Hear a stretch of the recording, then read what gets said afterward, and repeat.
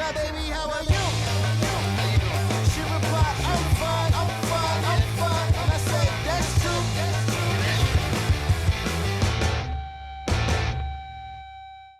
Salut à toutes et à tous, bienvenue dans Foot Foot, l'émission qui commente, analyse, décortique toute l'actualité du FC Nantes. On vous en parlait la semaine dernière dans l'émission. Le FC Nantes va se doter d'un nouveau stade à l'horizon 2022. Yellow Park, c'est le nom de ce projet ambitieux au financement à 100% privé. On en parle et on vous dit tout sur ce futur stade dans la prochaine demi-heure. Il fait partie de ces joueurs formés à la Genolière et qui ont réussi à se faire une place au sein de l'effectif professionnel. Cette saison, Claudio Ranieri l'a même promu capitaine de l'équipe. Léo Dubois, le capitaine du FC Nantes, est donc notre invité aujourd'hui. Bonjour Léo. Bonjour. Avec lui et avec Grégory Julien de France Bleu Loire-Océan, eh bien, on va revenir sur votre actualité, sur votre avenir, pourquoi pas, et puis sur ce début de saison. Mais on commence, si vous le voulez bien, avec vos coups de cœur, coups de gueule. C'est parti.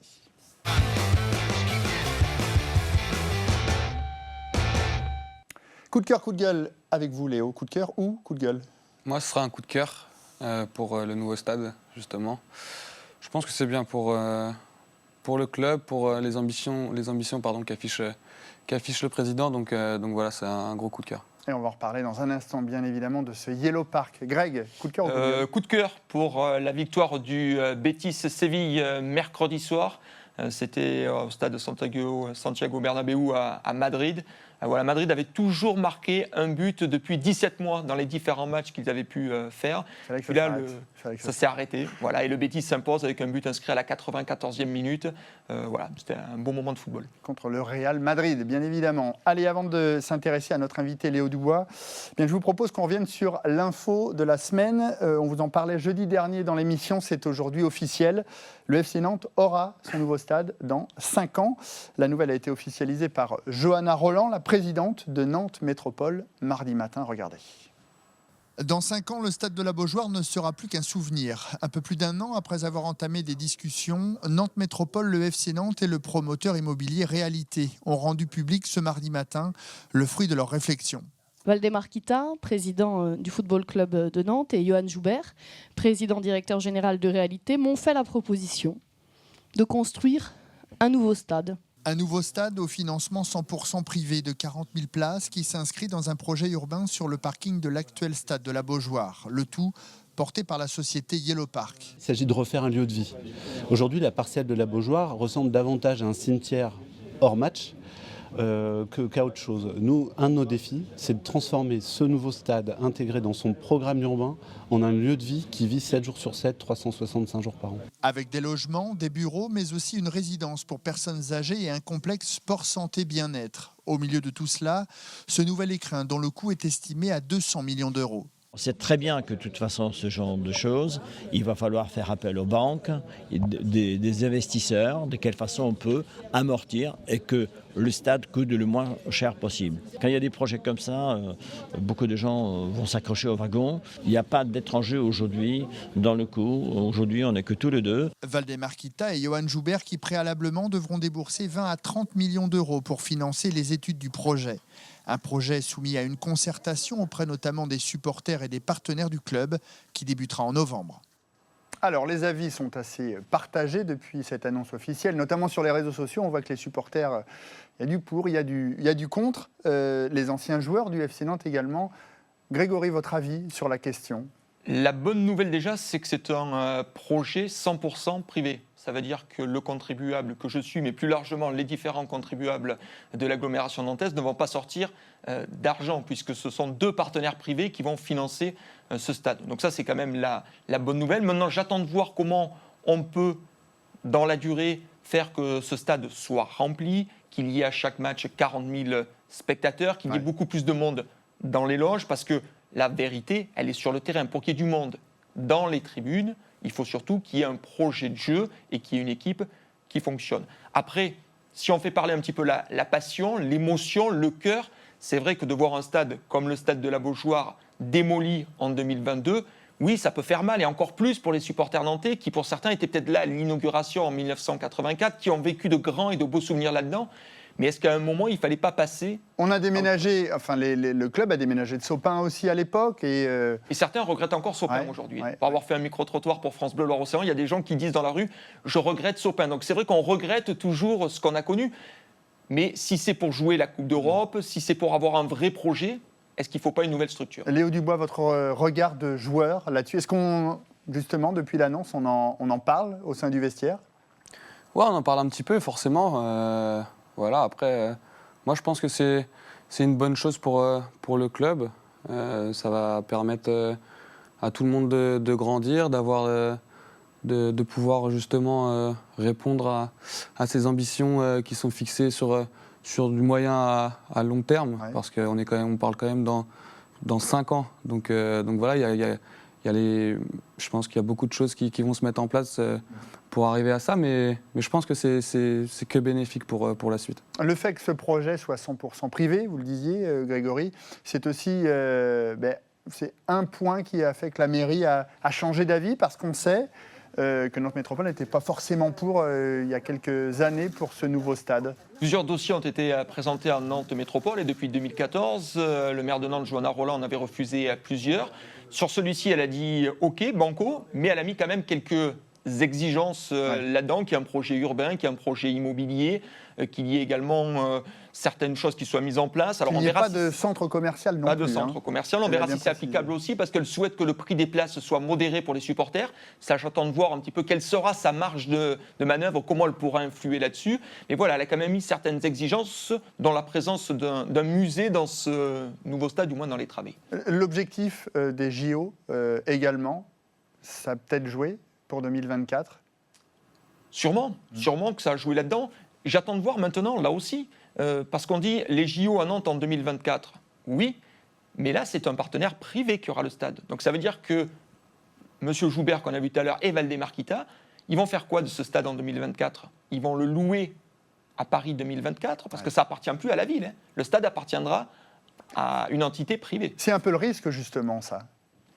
Un risque, oui et non, parce qu'ils vont essayer. Alors, un risque. En tous les cas, pour la ville. Ben, la ville, oui et non. La ville, d'un côté, elle va avoir un stade neuf, donc pour son rayonnement, c'est parfait. Ouais. Elle va avoir un stade, il ne lui appartiendra pas, mais il y aura un stade à Nantes neuf, une sorte de rayonnement, parce que les deux partenaires privés, ce qu'ils vont essayer de faire, c'est d'avoir un stade qui fonctionne avec du football, du rugby, mais pas seulement. Des Peut-être concerts. des concerts, voilà, des séminaires également, faire du business, soyons clairs là-dessus. Puis la ville de Nantes, surtout, elle se désengage du stade de la Beaujoire, donc elle perd un patrimoine, mais de notre côté, elle n'a plus l'entretien de ce patrimoine à faire, Ouais. et dans l'opération, elle y gagne un petit peu d'argent, puisqu'elle va quand même vendre le terrain de la Beaujoire à cette nouvelle société, Yellow Park, pour qu'elle puisse construire le nouveau stade. Il est Donc très la clair. mairie, Il est très clair, Grégory. elle ne perd pas tant que ça là-dedans. Bordeaux, Nice, Lille, Lyon ont changé un nouveau stade depuis ces dernières années. Alors, les anciens stades de ces villes étaient vétustes. Est-ce que c'est le cas de la Beaujoire? Vous qui y jouez régulièrement, on parle des vestiaires, de l'enceinte en elle-même. Est-ce que pour vous, la Beaujoire est vétuste? Non, elle n'est pas vétuste. Après, en ayant joué dans ces nouveaux stades, justement, Ouais. quand on part à l'extérieur, on voit qu'il y a beaucoup de choses sur lesquelles on peut améliorer les choses, justement. Donc voilà, si ça peut passer par la création d'un nouveau stade, c'est très bien pour nous, en tout cas les joueurs. Après, j'espère qu'on n'enlèvera pas non plus le charme à la nantaise, où les supporters vont venir pour se retrouver, pour entre guillemets, faire la fête. Et voilà, mais j'ai confiance en tout ce qui va se passer. Grégory? Le problème de ces nouveaux stades, pour les avoir fréquentés, alors pas sur la pelouse, quelquefois, mais pas sur la pelouse comme Léo, mais dans les tribunes, c'est que je trouve que ça manque de chaleur humaine. Vous allez à Lille, Ça manque d'histoire aussi. ça manque d'histoire, et puis de chaleur humaine. Vous allez à Lille, vous allez à Bordeaux, vous allez à Nice, les stades déjà ne sont pas pleins. Alors ils sont neufs, ils sont magnifiques, vous sentez encore l'odeur de la peinture, mais dedans, il n'y a pas d'âme, ça ne vit pas. Alors peut-être que dans la durée, bon, ça va le faire. Ouais. Là, pour l'instant, je trouve que ces stades, ils sont assez impersonnels. Tout de Un même. stade de 40 000 places, Léo, alors que la Beaujoire n'en fait que 35-36 et qu'elle n'est quasiment ces dernières saisons jamais pleine. Pourquoi 40 000 places, Grégory? Parce qu'il y a la volonté, sans doute, s'il y a un projet, si le club est européen, c'est la volonté du président Valdemar-Kita. Là, pour l'instant, il nous annonce qu'il joue une place dans les 10 premiers. Enfin, voilà, on connaît le président Valdemar Kita, à terme, c'est de jouer l'Europe, il s'en est pas caché. lors de Dans cette les conférence 2-3 de presse. ans. Hein. Voilà. Donc on peut imaginer que si le FC Nantes joue la Coupe d'Europe, ça voudra dire que sur le terrain, il y aura de la qualité, il y aura du jeu, que le public adhérera, viendra peut-être plus en nombre, et puis qu'il y aura du spectacle, parce que la Coupe d'Europe, ça reste quand même du spectacle. Alors le projet stade qui doit s'accompagner d'un projet sportif, c'est ce que vous disiez à l'instant. On a posé la question, bien évidemment, à Valdemar Kita mardi matin. Écoutez ce qu'il en pense. Je pense qu'il faut absolument avoir, je dirais, un nouveau outil de travail va automatiquement attirer sûrement des joueurs de niveau supérieur. On aura même les jeunes joueurs qui vont pouvoir venir beaucoup plus facilement chez nous parce qu'on sait très bien qu'il y a un nouveau outil de travail, que ça sera beaucoup plus facile à s'exprimer et donc je pense que ça nous attirera un petit peu beaucoup plus du monde à tous les niveaux. Alors, c'est quoi le projet sportif? Grégory, vous l'avez compris, le projet sportif, c'est d'attirer, ça va attirer des meilleurs joueurs que le FC Nantes a maintenant, c'est ça? Je ne sais pas, quand je ne suis pas joueur, il faut demander à Léo. Est-ce que si, par exemple, un club de Ligue 1 qui a un beau stade appelle Léo, il va y aller? Je ne suis pas sûr qu'il y aille uniquement... Léo, est-ce que le stade, un nouveau stade, ça peut faire venir des joueurs de gros calibre, on serait tenté de dire? Peut-être, ouais. Après, je pense que c'est surtout le projet sportif qui fait venir des joueurs. Le fait d'avoir un nouveau stade, ça rentre forcément dans les ambitions d'un club, mais le projet sportif, il faut qu'il soit bien établi sur les années à venir. Et là, oui, je pense qu'un joueur pourrait s'installer dans un nouveau club. Mais Grégory, on sait bien, ça fait 10 ans que le président Kita est là, il y a eu... des tentatives de projets sportifs, mais il n'y a pas un projet sportif précis. On reste encore un peu dans le flou, non? Précis, il y en a un tous les ans. C'est ça? Tous les ans, il y a un nouveau projet sportif. Non, mais voilà, là, il y a quand même une volonté d'essayer de professionnaliser les choses. Voilà, un nouveau stade, mais pour combien de temps? Un entraîneur, mais pour combien de temps? Voilà, on a bien vu que là, il y a eu pas mal d'atermoiements ces derniers temps. Voilà, espérons qu'il y ait de la tranquillité, de la solidité et du travail sur la longueur. C'est ce qu'on peut espérer, souhaiter. Mais on sait très bien que quelquefois, le président Kita peut s'agacer, peut s'énerver et tout peut voler en éclats assez rapidement. Alors justement, le club propose une concertation également autour de ce nouveau stade. Alors pas sur le stade, puisque Johanna Roland l'a bien précisé, il y aura un nouveau stade à Nantes de toute façon. Sur ce que les Nantais aimeraient qu'il soit, en fait, ce stade. Qu'est-ce que vous en pensez de cette concertation, quand on sait que la dernière fois qu'il y a eu concertation, c'était pour Pimp My Beaujoire, avec les sièges de couleur, et que selon nos informations, les dirigeants n'avaient pas forcément retenu ce qui avait été choisi par les internautes. Alors, je pense que les supporters vont être entendus, j'espère surtout qu'ils seront écoutés.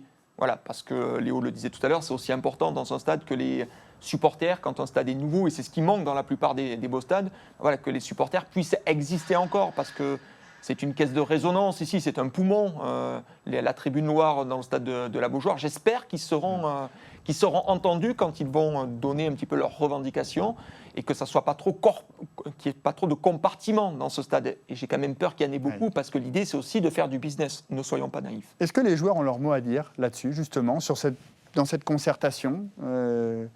Vous avez une idée? Vous aimeriez voir la façon dont vous aimeriez voir ce nouveau stade?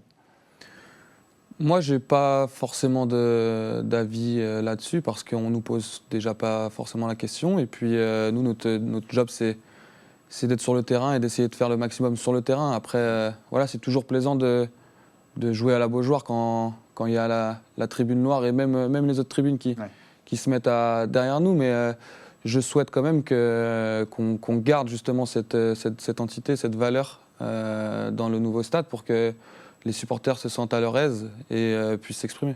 Alors, le nouveau stade qui abritera le futur musée du FC Nantes. Et dans ce cadre, on voulait relayer justement cette initiative, regardez, de FC Nantes Altitude, c'est sur Twitter, qui lance ce projet d'un monument représentant les 4 grands entraîneurs du club, Arribas, Vincent, Ciodo et Denouex, qui serait fabriqué par des artistes locaux. Alors avant cela, il y a une première phase, un sondage. Vous pouvez aller sur Twitter, sur ce compte FCN Altitude, avec comme mot-clé monument FCN, si vous avez envie de voir dans ce musée une belle statue de ces 4 entraîneurs du FC Nantes. Léo Dubois, le capitaine du FC Nantes, est donc notre invité aujourd'hui dans Foot Foot. Vous qui n'avez pas encore prolongé justement votre contrat, on va en reparler dans un instant. Ce projet, justement, est-ce qu'il peut influencer dans vos choix? Ouais, bien sûr, ça porte encore plus à la réflexion. Après, voilà, en ce moment, on est en discussion, comme j'avais dit qu'on reprenait en septembre. Voilà, on est en discussion et ça avance petit à petit. Voilà, maintenant, après, moi, j'essaie de me préoccuper justement sur ma saison, sur le terrain et sur le groupe pour qu'on avance tous ensemble le mieux possible. Il faut espérer qu'avec la construction du stade, il reste un peu d'argent pour prolonger Léo Dubois. C'est ma crainte, quoi. Voilà. Espérons que 200 millions d'euros, il reste un petit peu pour le contrat de Léo. Une boutade, bien sûr. Le fait d'être devenu capitaine cette saison, on en parlait tout à l'heure dans le sommaire de l'émission, c'est une vraie marque de confiance de la part du club, des dirigeants, de l'entraîneur peut-être? Oui, bien sûr. Je les en remercie d'ailleurs. Voilà, c'est quelque chose qui me rend fier de pouvoir, entre guillemets, être le porte-parole du groupe. C'est quelque chose de bien, surtout à mon âge. Donc voilà, c'est... Je vous rappelle, vous avez 23 ans. Hein. Ouais, je viens d'avoir 23 ans. Donc voilà, c'est des bonnes expériences à prendre. Et puis, je suis très content de le vivre maintenant dans mon club formateur. Donc voilà. Ça a changé la donne, justement, le fait de devenir capitaine, aussi pour l'avenir. Le fait de dire qu'on compte sur vous, concrètement. Ça change la donne, oui et non, parce que voilà, c'est quelque chose qui vient dans ma progression. Comme je l'ai dit, je ne l'attendais peut-être pas aussi vite, mais c'était des objectifs que je m'étais fixés tout au long de ma carrière, de pouvoir un jour accéder à un brassard. Donc voilà, tant mieux que ça soit ici dans ce club. Et voilà, forcément, ça porte encore plus à la réflexion. Alors Léo, pour l'instant, le FC Nantes, c'est le club de votre carrière. Hein. Regardez, vous avez donc 23 ans, vous les avez eus le 14 septembre dernier. Bon anniversaire avec un peu de retard. 3e saison professionnelle, 66 matchs de Ligue 1, 9 matchs de Coupe, de Ligue et de Coupe de France confondus, mais toujours pas de but. C'est votre regret, ça? Ouais, c'est pas un regret, c'est quelque chose auquel j'aimerais accéder bientôt. Mais voilà, le principal, c'est les résultats en ce moment qui sont positifs. Après, si je peux apporter quelque chose en marquant des buts, et ben, ça sera que du surplus et que du positif pour moi. Mais j'attends, en travaillant, j'attends. Parce que vous y étiez presque, hein. Samedi, regardez cette action. Alors Nantes menait déjà 1-0, et là, bim, c'est Vercoute qui... Alors vous tirez sur Vercoute ou c'est lui qui fait l'arrêt décisif? Je pense que je tire sur Vercoute.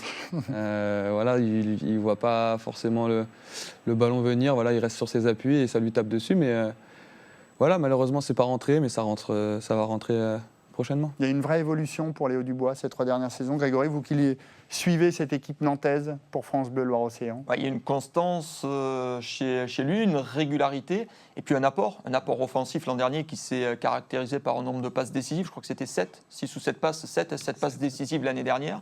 Un apport important. Voilà. Donc ça, c'était aussi ce qui nous a peut-être aujourd'hui nous surprend un petit peu, c'est que l'année dernière, on voyait des latéraux qui, avec Conceição, à partir de ça, ont participé énormément au jeu. Non pas qu'ils ne participent pas au jeu aujourd'hui, ils ne sont pas verrouillés par Ranieri, mais on sent que la priorité, c'est tout de même le travail défensif, et l'apport offensif, c'est peut-être un petit peu moindre. C'est ça qui nous surprend. On va en reparler justement de la différence entre Conceição et Ranieri. Je voulais juste revenir un dernier mot sur ce capitanat. Vous l'avez appris comment? Ça a été très tôt dans la saison? Ouais, c'était très tôt. Dès le premier match amical à Annecy, j'ai vu que j'étais capitaine. Après, voilà, j'ai eu des discussions aussi avec... C'est avec le coach que vous avez des discussions directement ou ses adjoints? Avec ses adjoints au début. Ouais. Après, j'ai eu quelques discussions avec le coach qui se sont faites avec le temps, mais au début, c'était avec ses adjoints. Ouais. Alors samedi, on le disait, hein, vous avez donc ouvert votre compteur à domicile en vous imposant 1-0 face à Caen, un but de Girotto. Ça devenait urgent de s'imposer à la Beaujoire? Je ne sais pas si ça devenait urgent de s'imposer à la Beaujoire. En tout cas, pour nous, joueurs, pour les supporters peut-être, mais pour nous, joueurs, c'était le principal était de rester sur la continuité des résultats qu'on a eus. Donc voilà, c'est chose faite, c'est bien pour nous, on engrange de la confiance et j'espère qu'avec cette confiance, justement, on pourra faire des meilleures prestations aussi tous ensemble pour pouvoir continuer à gagner les matchs. Quel but! Un but à la Roberto Carlos, disait Rémi Vercoutre. Greg. Ouais, très beau but, une belle inspiration de la part de. Elle n'est pas touchée, hein. Elle est vraiment. Non, on pensait qu'elle était déviée, mais non, c'est une frappe qui n'est pas touchée, qui n'est pas déviée. Ouais, très beau but. Voilà, un joueur qu'on voit assez peu dans le match parce que il a des tâches qui sont un peu particulières en milieu défensif, un 6. Voilà, c'est quelqu'un qui ratisse des ballons, qui ensuite joue très vite avec ses coéquipiers. Puis là, il y a un éclair de génie à un moment dans le match pour trouver la faille. Alors après 6 journées, regardez le classement de cette Ligue 1 avec le PSG toujours et encore en tête, 18 points, Monaco 2e avec 15 points, Saint-Etienne 3e avec 13 points, Nantes est à 3 longueurs, 7e avec 10 points, puis en bas de tableau, Dijon, Strasbourg et Metz occupent les 3 dernières places. Un mot sur le joueur que vous êtes et le regard que vous portez sur cette Ligue 1 version 2017-2018, Neymar, Mbappé, le Paris Saint-Germain et Balotelli, Schneider à Nice. Il y a vraiment une évolution sur vos 3 années professionnelles là, de cette Ligue 1 ? Oui, clairement. Je pense que c'est bien pour tout le monde. Il y a beaucoup plus de regard sur la Ligue 1, justement, de la part de l'étranger. Donc c'est bien. Après, nous, ça nous pousse aussi à chercher l'excellence à chaque moment. Donc il n'y a que du positif pour tout le monde. Les clubs aussi commencent à prendre un peu plus d'ampleur, un peu plus de responsabilité. Donc voilà, c'est bien. La bonne nouvelle côté nantais, c'est que les Canaries restent sur 4 matchs sans défaite. On va revoir, sans but encaissé, pardon. On va revoir d'ailleurs les résultats depuis le début de saison. La moins bonne, Grégory, c'est qu'on s'ennuie un peu à regarder ces matchs des Nantais. Il faut arriver à la 70e minute. Quand vous venez voir un match du FC Nantes, vous arrivez à la 70e minute et logiquement, vous avez un but à ce moment-là parce que les Nantais ont inscrit tous leurs buts après la 70e minute. C'est vrai qu'on s'ennuie un petit peu, enfin un peu beaucoup même sur le match à domicile. Alors c'est bien en place, il n'y a pas de souci, défensivement c'est solide, mais dans l'animation du jeu, le premier tir cadré face à Caen, il est arrivé à la 59e minute. Quand on vient dans un stade de foot, quand on vient en famille, qu'on paye une place, même si Ranieri nous dit c'est bien d'apprécier le travail tactique, quand vous êtes supporter, et pour en croiser pas mal, vous avez envie de voir de quoi ? Des frappes de loin, des tirs, des occasions. Il y en a peu pour l'instant. Mais il faut reconnaître aussi le résultat. Et là, et les supporters à la fin du match étaient ravis. Nantes a gagné, pour eux, c'est l'essentiel. Alors justement, quand on est supporter, on s'ennuie un petit peu sur le terrain. Comment c'est ? Quand on a connu Sergio Conceição l'an passé, et Greg en parlait tout à l'heure, avec du jeu très offensif, revenir comme ça à un jeu extrêmement défensif, alors quand on est défenseur, tant mieux, on touche beaucoup le ballon, c'est pas un peu frustrant ?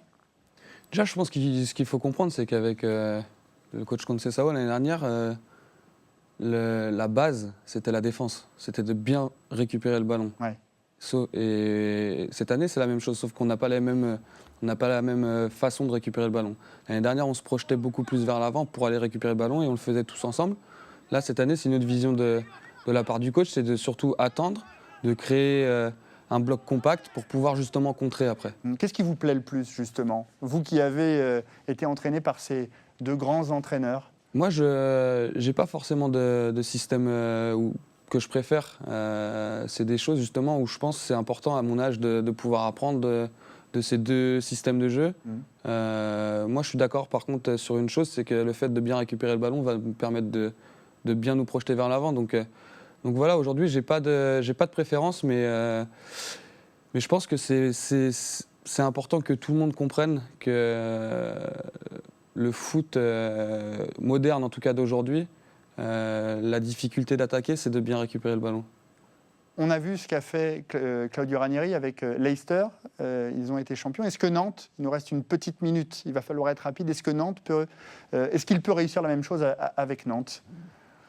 D'être champion, il ne faut pas se leurrer, je pense que c'est mission impossible. Après, de répondre à des objectifs élevés, je pense qu'on est capable de le faire. On a un groupe de qualité et on est capable de le faire. Grégory, ça sera compliqué également, mais Nantes pourra se mêler à la lutte pour les places européennes, pourquoi pas ?